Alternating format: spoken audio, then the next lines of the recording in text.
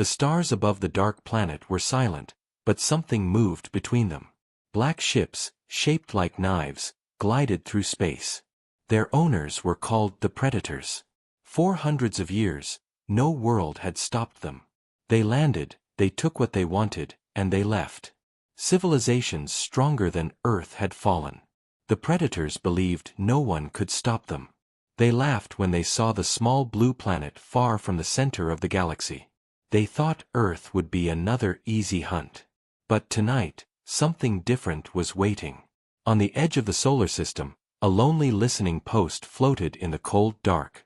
It was a small station with only 5 humans on board. They were young, tired, and far from home.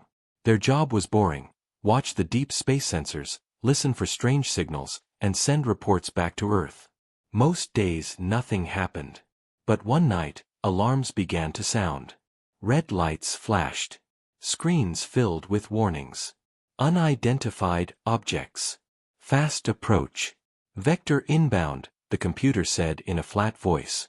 Lieutenant Maria Khan stared at the screen. Her hands went cold. The shapes were large, bigger than any human ship.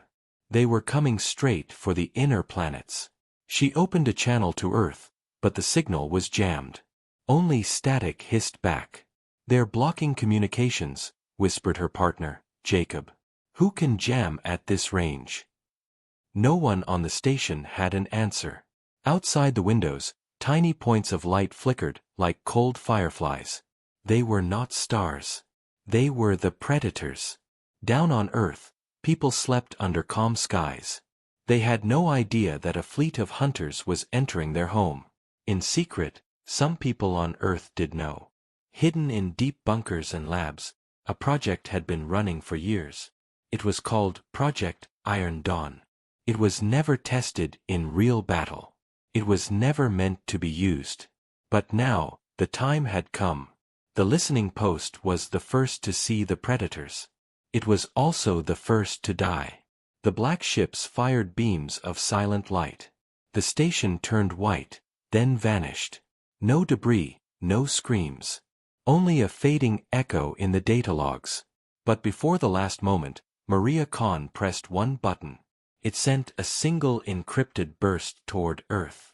A short plea for help. One line: "They are here." On Earth, in a bunker beneath the Nevada desert, Colonel James Walker received the message at 3:17 a.m. He read it twice. He stood up, his heart beating hard. Around him, other officers stared at their own screens. They knew the meaning. The Predators were real. The old warnings were true. And now, humanity had hours to act. Walker's voice was calm, but inside he was shaking. "Activate Iron Dawn," he said. Around him, keys turned. Seals broke. For decades, people had built ships and weapons in secret. Some were crude. Some were dangerous. None had ever faced a real alien enemy. But they were all Earth had. In the sky above, satellites shifted. Deep under the oceans, hidden bases opened like black flowers. From Arctic caves and desert hangars, strange craft began to rise. They were not like normal planes. They were sharp, fast, built with materials no civilian had ever seen. Each one carried a crew who had trained in silence, waiting for a war no one believed in. Far away, the Predators did not slow. Their leader, a tall creature with 4 eyes and a mouth full of needles, watched Earth spin on the main screen. He spoke in his own harsh language. "Another prey world. We will feed well." His second-in-command laughed. "Their weapons are primitive. Their cities will burn." But then the sensors on the Predator flagship began to blink. Unknown craft were rising from the planet's surface. Hundreds of them. The signals were strong. The weapons looked strange. "Unexpected," muttered the leader. "They are sending fighters? Let them. It will be short." Back on Earth, Colonel Walker watched the launches. He thought of Maria Khan, the woman who sent the warning before dying. He thought of the people sleeping in their homes, not knowing the sky above was about to burn. He closed his eyes and whispered, We will not go quietly. In orbit, the first human ships locked weapons. Energy pulsed in their cores. They were small compared to the Predator vessels, but they moved with sharp precision. The humans had one advantage. They had studied how the Predators hunted others. They had built weapons to break the hunter's teeth. The sky turned bright as the first shots were fired. The humans struck first. One Predator scout ship vanished in a ball of fire. The leader of the Predators leaned forward. "Impossible," he hissed. Humanity had answered the plea for help. And the stars began to shake. The night sky over Earth looked normal, but in orbit, war had already begun. Predator ships moved like dark shadows, cutting through space. Human fighters rose from the blue planet below, small but fast, each one carrying weapons never seen before. It was the first real battle between humanity and an alien race. Colonel James Walker stood in the underground command room. Huge screens showed the fight above. Lines of light crossed the blackness, explosions flashing like silent stars. Every second, new reports arrived. Some ships were lost. Others struck back. "They're testing our lines," an officer said. "Trying to break our defense." Walker nodded. "Hold formation Alpha. Don't chase. Make them come closer." Above, Captain Aisha Noor guided her fighter through the chaos. She had trained for years, but training had never felt like this. Her hands shook on the controls. Enemy ships glowed red on her screen, moving like hunting animals. She remembered the faces of her family back home. "We hold them here," she whispered to herself. "We hold them here." The Predator fleet began to press harder. Their weapons were silent beams of white energy that cut through human shields. Several fighters vanished, their pilots gone before they could scream. But for every loss, another Predator ship burned. On the flagship, the Predator leader leaned forward. His 4 eyes narrowed. "These creatures, they fight differently. Not like the others." His second-in-command hissed. "They are weak. Small ships. Our main guns will destroy them." "Perhaps," the leader said. "But look. They move as one pack. They learn quickly. They bite back." Back on Earth, the first news alerts began to leak. People saw strange streaks in the sky, flashes of light above the atmosphere. Videos spread across the internet, unknown craft rising from hidden bases, soldiers rushing through city streets, civilians looking up as strange shadows passed overhead. In Karachi, a boy named Hamza stood on his apartment roof, staring at the stars. He was only 12, but he could feel the change in the air. "Mama," he said softly, "the sky looks angry." His mother pulled him close. "Stay inside," she said. "Stay away from windows." But she kept looking up too. In New York, trains stopped. In Paris, alarms sounded. In small villages and huge cities, people watched their phones as emergency messages appeared. A single sentence: Global Defense Protocol active. Remain calm. Stay indoors. But no one felt calm. Under the Nevada desert, Walker's voice stayed steady. Deploy Phase 2. In hidden silos, long black missiles rose on silent elevators. But these were not normal missiles. They carried warheads designed for space. Their tips glowed faint blue as power built up inside them. Aisha's fighter received new orders. "Mark targets," the radio said. "Guidance locked. Stand clear." She pulled her craft hard to the left, away from the main Predator group. A countdown appeared on her screen. 5, 4, 3, 2. The missiles launched. They streaked upward faster than any plane, bright trails behind them. The Predator fleet sensors screamed warnings, but it was too late. The warheads burst not into fire but into invisible waves. The waves smashed against Predator shields, making them flicker and fail. "Now," Walker ordered. Human fighters dived. Lasers and railguns fired. One by one, Predator ships cracked apart, their black hulls breaking like glass. The space above Earth turned into a storm of light and debris. On the flagship, The Predator leader rose from his seat. For the first time, he felt a sharp emotion. Fear. Impossible, he whispered. They should not have this power. His second-in-command growled. Orders. The leader stared at the blue planet on the screen. Retreat? No. We test them more. Bring the Harrower. Deep within the flagship, a huge shape began to move. It was larger than a city block, locked behind armored doors. It had never been used except to destroy whole continents. Now it was coming alive. Above Earth, human pilots saw a new signal appear on their scanners. A giant red mark, slow but unstoppable. What is that? Aisha asked. No one answered. In the command room, Walker's face went pale. He had seen the intelligence files. The Harrower was a planet killer. All ships, fall back, he said. Form defensive screen. But even as he spoke, he knew, their weapons might not be enough. Iron Dawn was built to surprise, to strike fast, not to stop something like this. Aisha felt her fighter shake as the massive Predator weapon powered up. She could almost feel its hunger, a machine made to erase worlds. Her voice cracked on the radio. Command, if that thing fires. We know, Walker said. We're working on it. In bunkers across Earth, scientists and engineers scrambled. They had one more project, untested, hidden even from most generals. A single experimental ship, faster than light, built not to fight but to reach the Predator flagship and strike its heart. But there was only one pilot trained for it. As the Harrower's energy built to a deadly glow, the secret ship rolled out of its hangar. Its name was Hope. A young test pilot stepped forward, helmet under his arm. His name was Daniel Reyes. He looked at the glowing craft, then at the screen showing Earth. Tell my family I'll try, he said quietly. Above, the Harrower's cannons began to open like black flowers. Below, Hope lifted into the sky. The world held its breath. The ship called Hope rose from the hidden desert hangar like a silent arrow.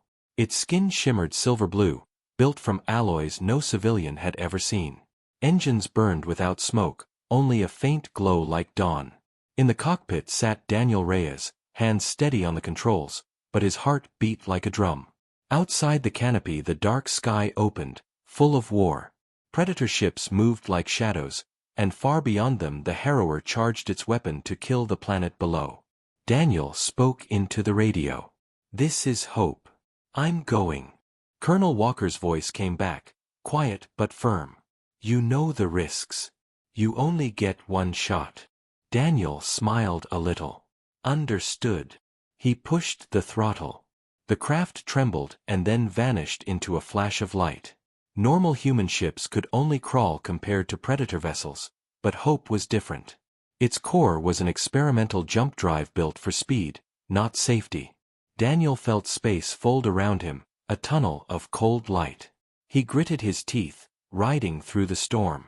Inside the flagship, the Predator leader watched new signals appear on his sensors.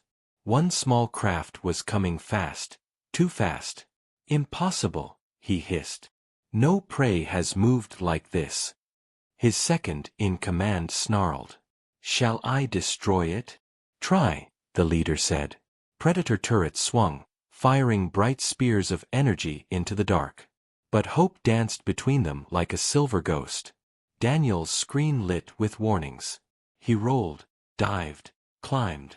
The ship responded as if it could read his thoughts. He felt strangely calm now, all fear burned away. There was only the target ahead, the Harrower's heart. On Earth, millions watched the sky. They did not know Daniel's name, but they saw one tiny bright point racing toward the giant shadow. In Karachi, Hamza held his mother's hand and whispered, "That star, it's going to save us." In New York, people gathered on rooftops, their phones pointed upward. For the first time since the battle began, they cheered. Colonel Walker leaned over the console. Every second counted. Guidance locked. You're on course, an officer said. Walker whispered. Go, son. Go. Daniel broke through the last screen of fighters.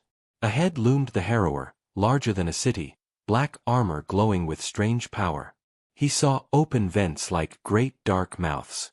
That was his entry point. He aimed the nose of Hope at the nearest vent. But then a Predator ace appeared in front of him, a sleek black craft with 4 wings. It fired, beams crossing space. Daniel rolled hard, alarms screaming. One shot grazed Hope's hull, scorching it. He tightened his grip. "Not today," he muttered. He remembered the training simulator, endless nights flying through deadly courses. He used every trick, every maneuver. At the last moment he cut power, let inertia carry him, then reignited the engines. The Predator ace overshot, and Daniel's cannons fired once. The black craft burst into shards. There was no time to celebrate. The Harrower's glow was now blinding. It was seconds from firing. Daniel slammed the throttle forward. Hope shot into the vent, scraping metal. Inside was a maze of glowing pipes and alien machinery. Gravity twisted. Lights pulsed like veins. "Command, I'm in," Daniel said. Static crackled back. The signal was weak. He didn't know if anyone heard him. He guided the ship deeper. At the core, sensors showed a massive energy sphere, the Harrower's heart. It throbbed with power enough to burn a world.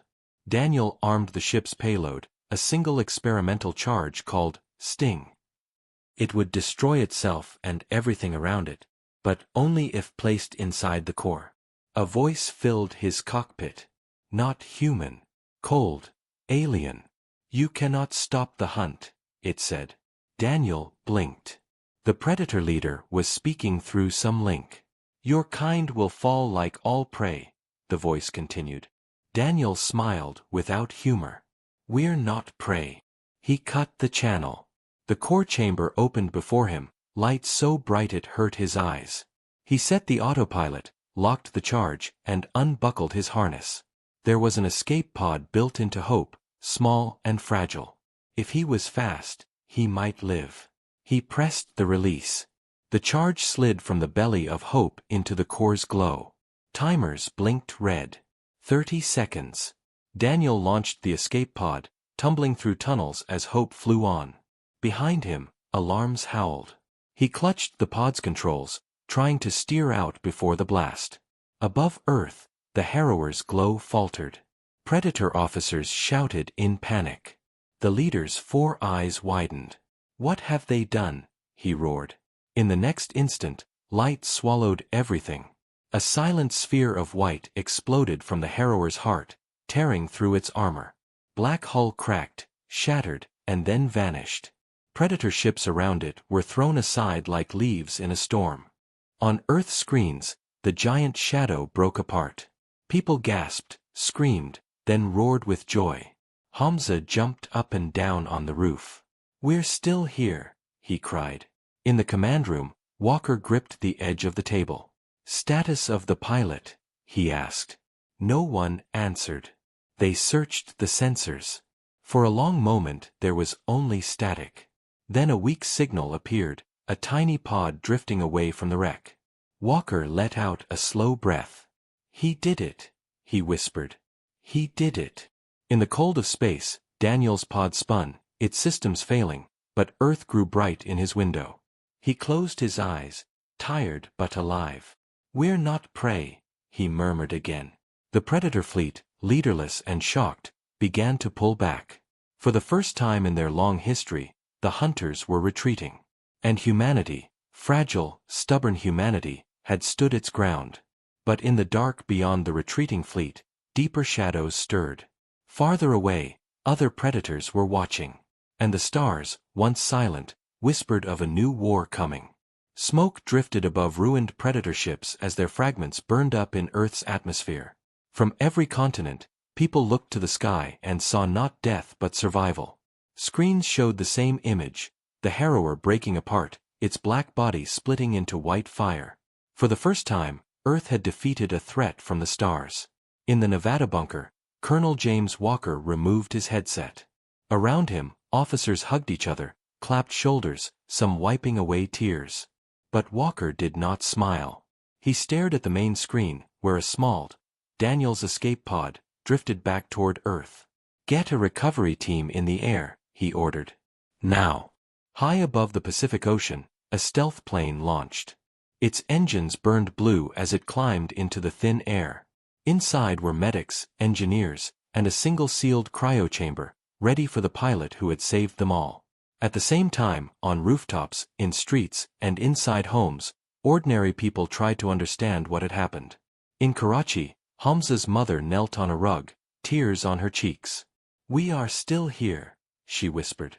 Hamza pointed at the newsfeed on his tablet. "Mama, look, the pilot lived." She held him close.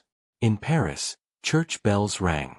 In Tokyo, subway passengers held hands as an announcement told them the danger had passed. Across the world, 1 billion strangers felt the same strange unity, like a heartbeat running through the whole planet. For one night, Earth was not divided by borders. It was one home, defended together. But far beyond Earth, past the edge of the solar system, another place burned with cold light. A council of predator elders sat inside a vast ring-shaped station. They were older than empires, their skins like stone, eyes black and deep. Before them flickered a projection of the lost fleet. The harrower's destruction replayed over and over, each detail clear. "This world," hissed one elder. "It should have been easy." "They are young," another said. "But they have teeth." "They have something more," growled the largest elder. "They have defiance." "That is dangerous." A younger predator knelt before them. "We underestimated them. We sent hunters. They sent warriors. Shall we strike again?" Silence filled the chamber. Finally the eldest spoke, voice like gravel. "Not yet. We must learn. We must change. The prey has become something else." The council's decision echoed across predator space. Fleets paused. Messages went out. War factories slowed. For the first time in centuries, the hunters hesitated. Back on Earth, Daniel Reyes lay inside a white hospital room. Machines whispered around him, healing his injuries from the escape pod's rough landing. His eyes fluttered open. Colonel Walker stood at his bedside. "You saved us," Walker said quietly. Daniel's voice was rough. "Did we win?" Walker looked at the window. The sky outside was blue and full of sunlight. "We won the battle," he said. "But the war may be coming." Daniel tried to sit up, but pain pushed him back. "I saw them," he said. "More of them, farther away. They're watching." "We know." Walker's jaw tightened. "That's why we're starting Phase 3. Outside the hospital, crowds gathered. They held signs with Daniel's name, but also signs with new slogans: "We are not prey." "Earth United." "Iron Dawn Forever." News reporters spoke of a new age, of humans finally stepping into the wider galaxy. In secret labs, engineers worked on faster drives, stronger shields, and weapons built from predator wreckage. Teams studied the alien data recovered from the battlefield. Some scientists were excited. Others were afraid. "If we learn too much," one whispered, "we may become like them." At night, Daniel lay awake, listening to the soft beeping of monitors. He thought of Hamza and his mother, of people on rooftops watching a single point of light. He thought of the voice inside the harrower. "You cannot stop the hunt." He shivered. "We stopped it once," he murmured. "We'll do it again." Meanwhile, deep under an ocean trench, a black shape moved, one of the predator scouts that had hidden during the battle. It rose slowly, its hull cracked but alive. Inside, a single predator survivor pressed a clawed hand to its chest and opened a transmitter. A faint signal shot out into the dark, past planets, past suns.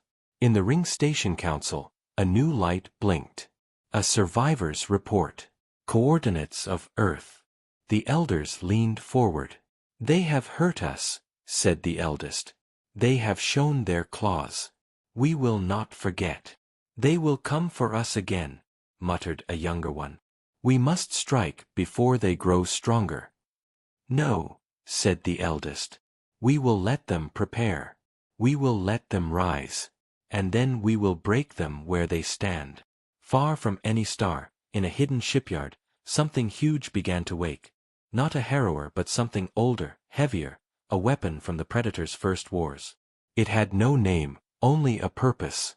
Lights flickered on its black hull like eyes opening. Back on Earth, Daniel was finally cleared to leave the hospital. He stepped into the sunlight, reporters shouting questions. He didn't answer. He only looked up at the sky. For a heartbeat, he thought he saw a shadow move between the stars. He whispered to himself, "They're not done. And neither are we." Weeks passed after the battle. Wreckage of Predator ships still orbited Earth like dark scars. Salvage drones moved through the debris, pulling pieces back to secret labs. Scientists and engineers worked day and night. They had two goals: to learn and to build. Colonel James Walker spent most nights in the underground command center. The screens no longer showed enemy ships but blueprints, supply routes, training rosters. "We are not prey anymore," he told his staff. "But to stay alive, we must act like hunters now." Across the world, governments argued and then signed papers. Old rivals joined hands. A single global council formed to oversee Project Iron Dawn. Factories retooled. Military bases became training camps. Even civilian volunteers lined up. People who had never left their country now trained to leave their planet. Daniel Reyes recovered quickly. The scars on his arms and face remained, but he felt stronger. Every morning he walked into the hangar where Hope's twin was being built. Engineers called it Dawnfire. It was larger, faster, and armed. Daniel ran his hand along its cold hull. "She'll fly," he whispered. "Not just she," said a voice behind him. Daniel turned. A tall woman in a dark uniform stepped forward. Her skin was a deep copper color, her eyes bright with curiosity. "Name's Kira Tanaka," she said. "Lunar Defense Force. They picked me as your co-pilot." Daniel raised an eyebrow. "You've flown jump craft before?" "Simulators only," she admitted. "But I'm a fast learner." They shook hands. For a moment, neither spoke. The hangar buzzed with workers fitting alien tech into human frames. The air smelled of oil and ozone. Daniel thought of the harrower's core, the whispering voice. He wondered if Kira had also felt fear of the dark. Meanwhile, on the moon's far side, a base grew under a dome of shimmering metal. It was called Outpost Horizon. From here, humanity would build its first true fleet. Cargo ships arrived daily, loaded with Predator alloys and strange crystals pulled from wreckage. Teams of scientists argued in many languages but worked toward one goal. At the same time, messages went out to the stars. The Council had learned from Predator transmissions that other worlds had also been attacked. Small colonies, hidden stations, independent traders, all had felt the hunter's claws. Now, for the first time, humanity sent a different kind of signal. An invitation. One night, Daniel and Kira stood on the observation deck. Earth hung below, blue and white. Beyond it, stars burned cold. "Do you think anyone will answer?" Kira asked. "They already have," Daniel said. He showed her a screen. It held a single message, translated by the best linguists. The words were simple: "We saw what you did. We want to stand with you." Kira stared at the message. "An ally. Maybe," Daniel said. "Or maybe someone who needs our help." Days later, a small ship not of Predator design appeared near the moon. Its hull was patched and dented, painted in colors Daniel had never seen. It approached slowly, shields low. Fighters surrounded it, but did not fire. The ship docked at Outpost Horizon. A being stepped out, tall, thin, with gray skin and large dark eyes. It bowed slightly, then spoke through a translator. "We are the Vel. We fought the Predators once. We lost our home. We hid.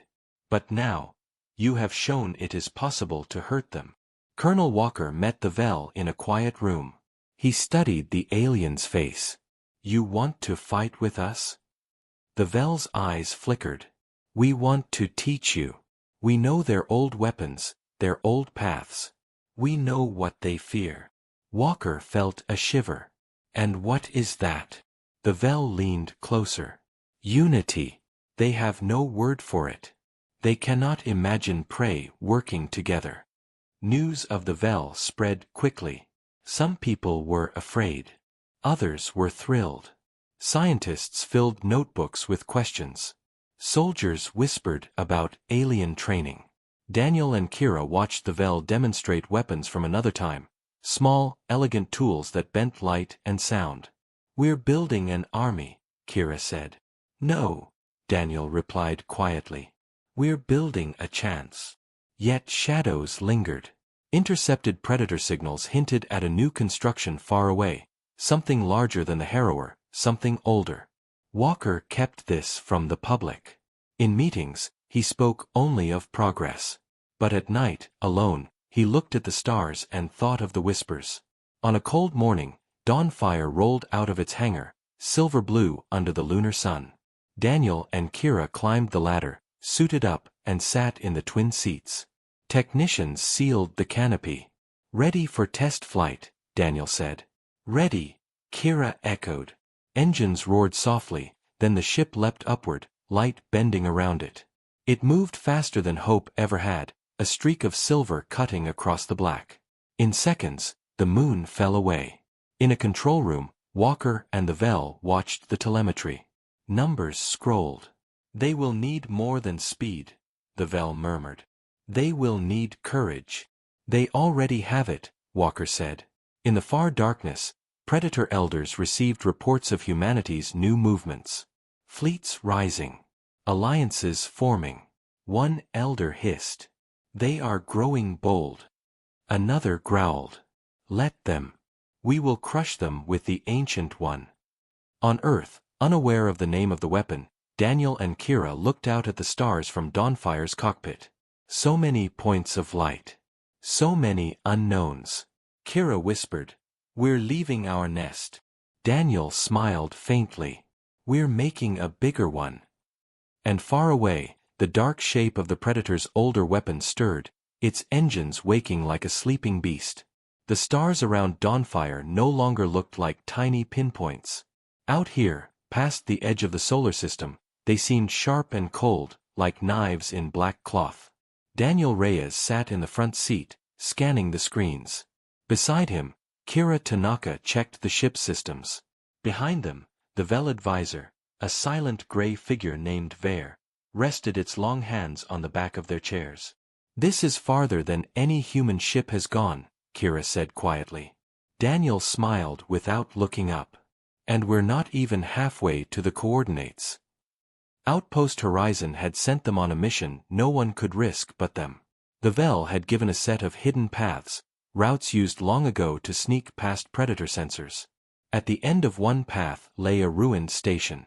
The Vel said it held something humans would need for the coming war, a memory core of predator history, built before the hunters became arrogant. The jump drive hummed like a heartbeat. Lights flickered across the cabin as they slid between normal space and the hidden route. Daniel's hands moved over the controls with ease. Kira watched his face. "You're calm," she said. "I learned a long time ago," Daniel replied. "Fear doesn't help you steer." Vare's voice was soft but clear. "Do not relax. These paths are old, but not forgotten. Others may still watch them." Hours later, Dawnfire dropped out of the jump corridor. Before them floated a dead station, huge and silent, turning slowly near a dim red star. Its metal skin was pitted and torn. Broken towers jutted like bones. Lights flickered faintly inside, like eyes trying to open after a long sleep. "That's it?" Kira asked. "Looks like a graveyard." "It is," Vare said. "It was built before the hunt, when the predators were still a people, not a swarm." Daniel brought the ship closer. Debris drifted past, old machines and frozen bodies. He shivered. "Any life signs?" "None," Kira answered. Power minimal. But there's something else. She tapped the sensor screen. A heat trace. Small, moving. Daniel frowned. Could be a survivor. Or a trap, Vare warned. They docked carefully at a torn airlock. Suits on, helmets sealed, they stepped into the station. The corridor smelled of metal and dust even through the filters. Symbols covered the walls, strange curves and angles that looked older than any Predator language Daniel had seen before. This is beautiful, Kira whispered. They weren't always monsters. Vare's eyes flickered. No. Once they built wonders. Then they chose hunger. They reached a wide hall filled with dark pillars. At its center stood a large sphere, cracked but glowing faintly. Vare pointed. The memory core. Daniel moved toward it, but a sound made him freeze, a scraping, like claws on metal. From the shadows crawled a shape, smaller than a predator but built like one. Its skin was dull black, its eyes bright red. It hissed. What is that? Kira whispered. A warden, Vare said. A machine left to guard the past. The warden lunged, fast and silent. Daniel shoved Kira aside and raised his rifle. The shot burst white in the dark, but the machine twisted, the beam glancing off its armor. It struck Daniel's arm, knocking him to the floor. Kira fired next, aiming at the joints. Sparks flew. The warden staggered but kept moving. Vare stepped forward, drawing a small curved blade from its robe. It moved with sudden speed, striking the warden's neck. The blade sank deep. The machine shuddered and fell, limbs twitching. Breathing hard, Daniel stood. Thanks. Vare wiped black oil from the blade. It will not be the last. Together they reached the memory core. Up close it hummed faintly, pulsing light through the cracks. Kira set up a portable link. Downloading now, she said. Lines of alien text filled her screen. Daniel watched the door. How long? 5 minutes. He listened. The station creaked, metal shifting. Shadows moved at the edge of his light. More red eyes flickered in the darkness. Make it 2, he muttered. Outside, on Dawnfire's sensors, a new contact appeared, a Predator scout ship, sleek and black, sliding out from behind the red star. Its weapons warmed. In the hall, Kira's screen beeped. Got it. Move. Daniel shouted. They ran back toward the airlock as another warden rose from the floor. Daniel fired once, twice. Kira dove through the door.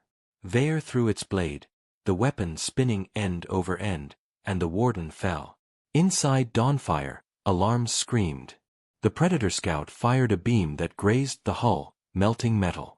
Daniel threw himself into the pilot's seat. Hang on. Engines roared. The ship tore free from the docking clamps and shot into space. The Predator scout chased them, beams slicing past. Daniel rolled hard, the jump drive charging. Almost there, Kira said through clenched teeth. Vare gripped the seat, eyes unblinking. A beam struck Dawnfire's wing. Alarms flashed. Jump now. Daniel shouted. Kira hit the release. Light wrapped around them, the red star and the Predator scout vanishing in a blur. When normal space returned, they were far from the ruined station. The hull was scorched, but they were alive. Kira exhaled. That was close. Daniel looked at the data chip in Kira's hand. Was it worth it? Vare's dark eyes gleamed. More than you know. Inside this core is the name of the weapon your enemies now awaken. And how to stop it. Daniel stared at him. Then we'd better learn fast. Far away, the Predator elders watched their own screens. A flicker told them someone had touched the old station. One elder hissed. The prey has found our history. Another growled. Then the time for waiting is over. In a hidden shipyard, the ancient weapon opened its eyes. The black shape of the Predator's ancient weapon moved through space like a slow moon. It was larger than the Harrower, its hull lined with glowing scars. Inside it, the Predator elders prepared for the final strike. No more tests, one hissed. End the prey. Far away, Dawnfire and a small fleet of human ships and Vel craft raced along the hidden path. Daniel sat at the controls, Kira beside him, Vare behind them. In their computers lay the stolen memory core, a map of the ancient weapon and a way to destroy it. Colonel Walker's voice came over the link. You're our spearhead. We'll follow your lead. Daniel's hands tightened. Understood. The Predator weapon turned its cannons toward Earth. But before it could fire, the human Vel fleet burst from jump space around it like a sudden storm. Fighters dived. Vel beams cut through Predator shields. Explosions bloomed against the black hull, opening the wound. Kira shouted, "Now!" Daniel aimed Dawnfire at a narrow crack shown on the memory core's map. The ship raced through beams and debris, alarms screaming. They broke inside, flying through a tunnel of light. Ahead glowed the weapon's core, a great spinning sphere of dark energy. Vare placed a small device on the console. This is what the core taught us. It will turn the weapon against itself. But it must be planted at the heart. Daniel and Kira exchanged a glance. Together, Daniel said. They guided Dawnfire straight into the center. Energy clawed at the ship. Systems failed. Kira armed the device. Vare's voice stayed calm. Now. Daniel released the charge and pulled the ship hard away. Dawnfire shot out of the tunnel as the device activated. Inside, the dark sphere folded in on itself, light exploding outward. From a distance, Earth's people saw a new star bloom in the sky. The ancient weapon cracked, split, and vanished into white fire. Predator ships scattered, retreating into the dark. The hunt was over. In Dawnfire's cockpit, Daniel, Kira, and Vare floated in silence, watching the light fade. Kira smiled faintly. We're not prey. No, Daniel said softly. We're the beginning. And the stars, once silent, seemed to whisper of a new future.